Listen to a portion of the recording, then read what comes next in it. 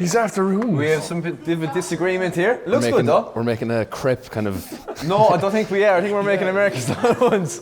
Oren, your last meal on earth, what would it be? Probably a spice bag. A spice bag, nice. And if you'd like to see a recipe for a spice bag, I did one last week on the 6 o'clock show.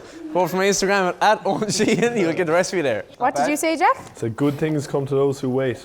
Yeah, well, better things come to those who go out and get it. That's those. And that's your little bit of inspiration today here at Shannon RFC. So there's strategically no butter on this pan for this pancake. Let's see how this works out. It's caramelization there. Yeah, it's a nice little bit of caramelizing, or some would call it burning. You want to swap places with me and sabotage your pancake? Yeah, will I? I sabotage my pancakes and I I'm swear saying to they're God. savage What pancakes. are you saying, Jack? Savage Mind your pancakes. business. Oh my God, this is gonna fall.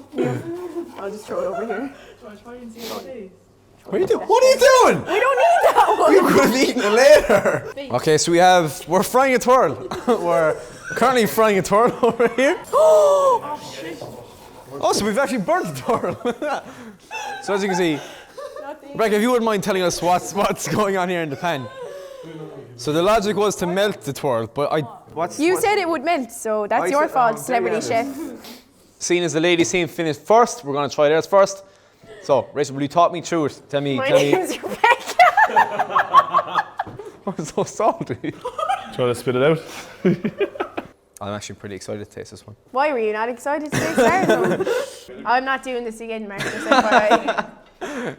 See you next time with a new cast. Thank you everyone for watching. Have a good Pancake Tuesday.